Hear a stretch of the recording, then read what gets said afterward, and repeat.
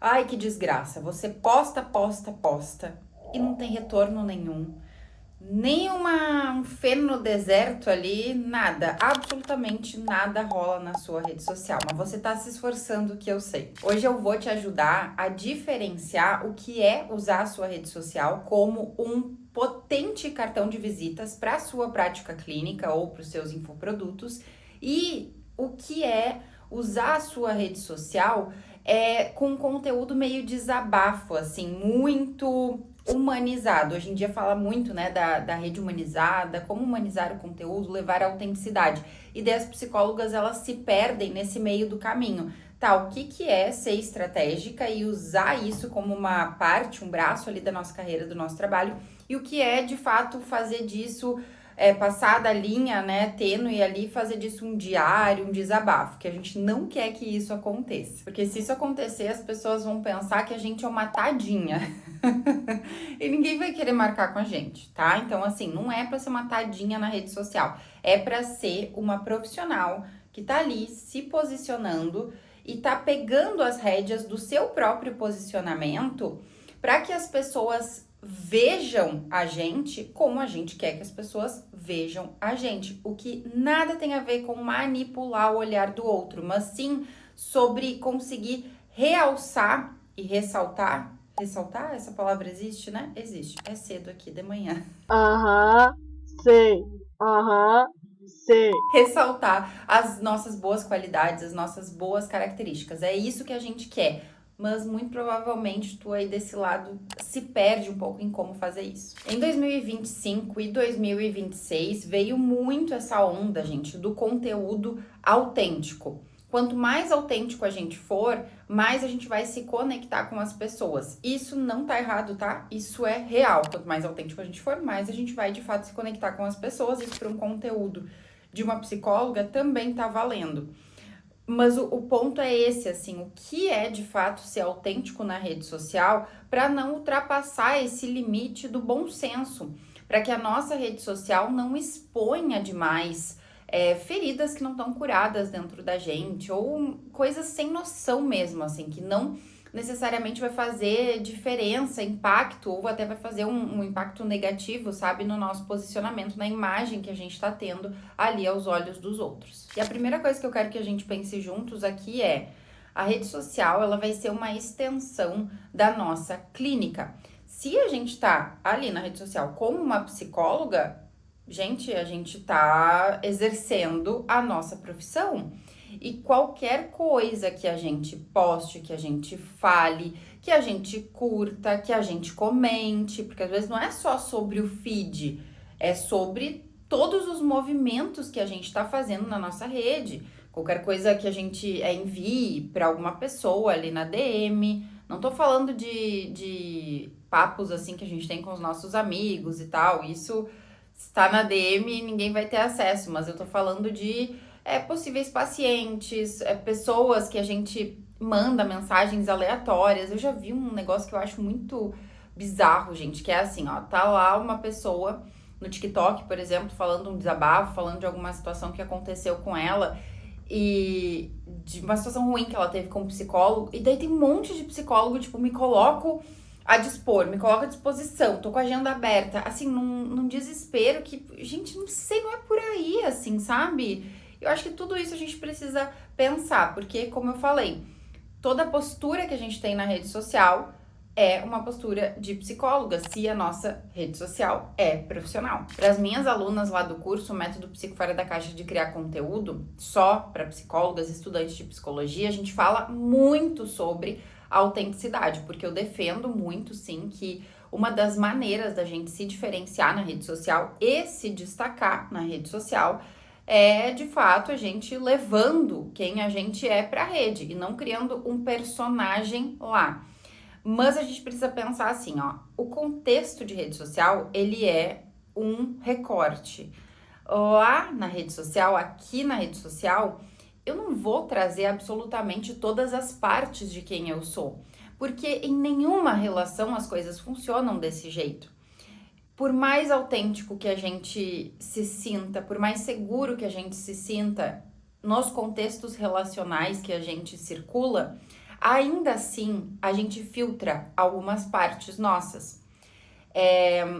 Mesmo a gente com a gente, né? Se eu paro e penso aqui, cara, mesmo a nossa relação com nós mesmos é um pouco filtrada em alguns momentos. Coisas que a gente nega, que a gente evita olhar, que a gente não consegue reconhecer. Então, mesmo este ser que nos habita, né? A gente com a gente, é difícil a gente acessar todas as nossas partes.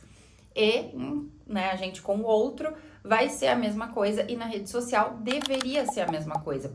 A gente deveria, eu digo isso para as alunas, ter limites e começar esse vídeo falando sobre isso é essencial para que a gente possa continuar essa linha de raciocínio. Quais são os limites que você coloca de temáticas, por exemplo? Que temáticas, cara, da sua vida pessoal, de coisas que você passou, tá passando, que você entende que não tá, sabe? Não vai ser bom para você e não vai ser bom, muito provavelmente, para os outros e não tá a serviço, né, da sua carreira, levar ali para rede.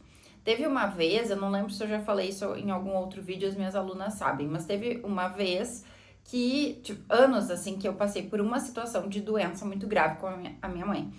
E enquanto eu tava passando por essa situação de doença, eu não quis expor isso na rede social. Por ela, porque seria uma exposição e daí é mais um limite, assim, né? A gente tem que cuidar, porque não é porque a gente é criadora de conteúdo que a nossa família se torna também, sabe? Não. Muitas vezes eles não pediram por essa exposição, sabe? Então eu tenho bastante esse discernimento também, um cuidado mesmo. E com a minha mãe, nesse caso, foi um cuidado, assim, para não expor o que tava rolando, assim, da doença dela, das alterações físicas que ela teve, assim, tão escancarado na rede. E foi um cuidado comigo, porque eu passei anos cuidando disso em terapia. Hoje ela tá em remissão, minha mãe tá bem, tá tudo certo, mas foram anos, sabe, lidando com isso, lidando com as minhas emoções. Eu acredito que eu tava lidando bem, sabe, bem assim dentro do que era possível naquele cenário, mas mesmo lidando bem, aquilo era muito íntimo pra mim. E eu não tô falando que é errado expor isso ou aquilo, mas que a gente comece a pensar em qual os nossos limites. Então você desse lado precisa começar a pensar nisso, tá? Para que a sua rede social não vire, como eu falei antes, um diário. Porque, afinal de contas, é um espaço profissional. E se você é psicóloga ali, você precisa pensar nisso. Assim como não são todas as nossas partes escancaradas que vão lá para a clínica com o nosso paciente, porque muitas vezes isso não vai estar a serviço de ser terapêutico para aquele caso. Na rede social, a lógica é a mesma e você precisa começar pensando em quais são os limites de pessoas, assim, né, sabe que você não vai expor, de situações, como eu falei, que você passou, tá passando ou ainda vai passar. Eu tô com uma situação que eu vou viver esse ano, que é uma situação legal, bacana, assim, mas que eu já sei que eu não quero expor isso enquanto isso estiver acontecendo. Porque é muito íntimo, porque eu quero guardar esse segredinho comigo. Eu brinco, já brinquei lá na rede social, na outra, falando, né, que tem alguns segredinhos, gente, que são meus.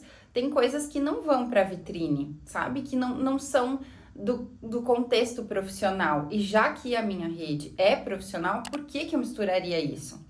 Então tem livros que eu não indico, sim, filmes e situações aqui falando, né, de uma maneira mais profunda, com questões mais vulneráveis, situações que eu não levo. E nem é porque eu não tô conseguindo lidar ou porque tá muito ruim, poderia ser por isso também. Às vezes é algo bom, mas eu quero que seja só meu. Esses dias me perguntaram também da viagem, tu tá viajando e tá oferecendo curso, tá vendendo, a gente tinha expectativa de que tu mostrasse mais da viagem. E, gente, honestamente, nessas horas eu fico assim, tá, mas isso é uma expectativa do outro. Não, a minha rede social continua sendo uma rede profissional e não necessariamente eu vou mostrar a minha viagem, porque partes da minha viagem são só minhas. E se o outro tem uma expectativa de ver algo a mais do que isso, bom, assista novela, não assiste a minha vida, sabe? Porque não é a minha vida para ser assistida na rede. E essa é a lógica que eu quero que você pense aí desse lado. Limites de casa, tá? Eu sempre falo assim que eu não gravo vídeo no quarto, no meu quarto, assim, meu Deus, imagina pensar 100 e poucas mil pessoas olhando o espaço, meu quarto, minha cama. Não gravo, meu banheiro, não gosto disso, gente, não gosto. É demais. E você precisa pensar, como eu disse, quais são os seus limites. A partir de agora você vai começar a pensar isso, estabelecer isso e respeitar isso. Se você usa a sua rede como esse diário, assim, essa coisa de desabafo, é como se o foco tivesse sempre em você e na sua vida. E daí eu brinquei da novelinha. Cara, é isso, meio que se torna uma novela que o outro quer assistir. E isso é tão tolo, assim, pra gente, enquanto criadora de conteúdo, que quer usar a rede de uma forma profissional, porque, o outro não vai comprar da gente se ele tá assistindo a novela da nossa vida, assim, sabe?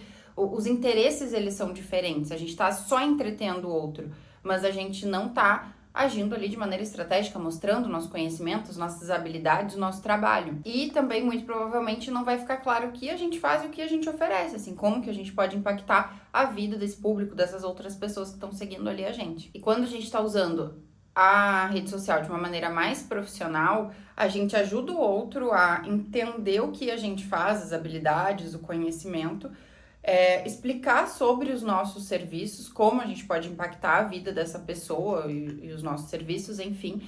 E o outro vai ter uma tomada de decisão muito mais acertada a partir disso tudo que a gente está deixando que ele veja de uma maneira estratégica, intencional, profissional, né? Tá dentro desse pacote. E aqui, por fim, né, dessa reflexão toda que a gente tá fazendo, eu quero que você entenda qual é o pulo do gato para nossa tomada de decisão do que mostrar, até onde mostrar, como mostrar. Tudo que a gente mostra, óbvio, precisa estar dentro dos limites éticos, etc e tal. Lá no curso a gente teve, semana passada, da gravação desse vídeo aqui, uma aula com uma advogada só sobre ética na criação de conteúdo para psis. Ela é advogada e estudante de psicologia, então tá trabalhando bastante, assim, atuando nesse meio, né, de psis, e foi sensacional, tá? Então, tudo que eu tô falando aqui é dentro dos limites éticos, morais. Se tu quiser aprender mais sobre isso, tem que entrar no curso, né? O link tá aqui na descrição desse vídeo. Vai ter essa aula e muitas outras aulas em que eu falo sobre os cuidados que a gente precisa ter. E também tem um grupo de apoio onde as alunas mandam posto isso, não posto, tá ruim, não tá. A gente vai, elas se ajudam e eu ajudo elas nessa tomada de decisão também, porque eu sei que criar conteúdo sozinho, né, é difícil. Às vezes a gente se perde aí no que decidir. Tá, mas qual é o pulo do gato? A gente pode mostrar partes da nossa vida. A gente deve mostrar, tá? Para que não fique uma rede social única, exclusivamente, assim, institucional. Tenho pavor. Então, sim, a gente vai mostrar partes. Desde que essas partes, elas estejam a serviço daquilo, das características, do conhecimento, das habilidades que a gente quer que o outro veja que a gente tem. Por exemplo, assim, né? Ai, hoje acordei muito cansada, acordei muito ansiosa, isso ou aquilo. Gente, publicar isso a troco de nada é um desabafo, assim, que a gente tá fazendo pro outro, e não vou nem entrar no mérito aqui, né, de algum paciente ver isso e se afetar, assim, a partir de ver a psicóloga, né? Ainda mais se tem consulta com a gente no dia, ver a psicóloga cansada, desgraçada, xoxa, capenga. Mas isso, assim, sem propósito, postar isso, sem, sabe? Tipo, sem nada, assim, sem contexto, sem um fechamento, empacotamento dessa situação, não faz o menor sentido. Agora, se a gente postar, nossa, hoje eu acordei mais cansada, hoje eu acordei mais ansiosa, daí fui buscar o meu cuidado a partir disso, daquilo. Acho que eu já postei uma vez, né, que eu tava, né, não sei, né, se vocês me acompanham há muito tempo, mas já postei que eu tava cansada e tava ansiosa e achei uma meditação, assim, parei, respirei e fui fazer a meditação que me ajuda a me regular. Isso acomodou um pouco as emoções dentro de mim, foi muito gostoso e tal, indiquei a meditação lá. Enfim, falei, fiz uma reflexão sobre ansiedade, etc e tal. Se a gente faz esse fechamento, esse empacotamento, isso tem um propósito. Eu tô mostrando alguma coisa a partir disso e não tô deixando também o público exposto a uma ferida que tá aberta dentro de mim. Por isso que eu defendo que tudo aquilo que a gente leva pra rede social, gente, não é pra levar sangrando. Ninguém, assim, as pessoas, elas não merecem ver as nossas feridas abertas. Não são elas que têm a responsabilidade de cuidar daquilo que a gente vai expor ali, né? Então, tudo que a gente leva precisa estar acomodado, sendo cuidado, já ter sido cuidado, sendo olhado, né? Que A gente precisa ter recursos para estar lidando com aquilo que a gente vai expor. Caso contrário, a gente está se expondo o outro a um sofrimento desnecessário. E isso nada tem a ver com saúde mental. Por fim, eu vou te trazer algumas perguntas que eu quero que você se faça antes de postar, para que você tenha essa clareza melhor, assim, do propósito com as postagens que você está trazendo. Número 1. Isso mostra o meu trabalho, minhas habilidades, meu conhecimento, ou só revela e expõe o meu estado emocional? Número 2. Essa postagem que eu vou fazer deixa claro a profissional que eu sou, o que eu faço, o que eu ofereço. Número 3. Essa postagem que eu tô pensando em fazer faz com que o outro veja quais características em mim, quais habilidades ou qual o nível do meu conhecimento. Usar a sua rede social como uma vitrine estratégica e intencional não te torna uma profissional fria. Muito pelo contrário, te torna uma profissional cuidadosa. Nós, psicólogas, não somos influenciadoras ali na rede. Não, tem pavor disso. Nós somos profissionais da saúde mental. E isso significa que, sim, a gente vai precisar ter muitos e muitos cuidados ao escolher quais postagens e quais passagens da nossa vida a gente vai levar para a rede. Essa clareza toda, com todas as reflexões que eu tô trazendo aqui para vocês ao longo desse vídeo, vai proteger a sua energia, a sua saúde mental e a saúde mental dos seus seguidores. É isso, pessoal. Se você quer aprender a usar a rede social, atrair pacientes dessa maneira, tá? Ética, estratégica, sem perder a sua autenticidade, mas entendendo os limites dessa coisa toda, me segue aqui. Toda semana eu tô postando vídeo para vocês, tá? Comenta, curte, compartilha. Qualquer interação sua já me motiva a continuar e trazer mais conteúdos. E lembre que eu tenho os meus cursos aqui também, especialmente o método, que é o mais completo de todos, que eu tenho uma relação direta com as alunas. O link tá na descrição. Tô esperando vocês. Vídeo entregue. Beijo e até a próxima.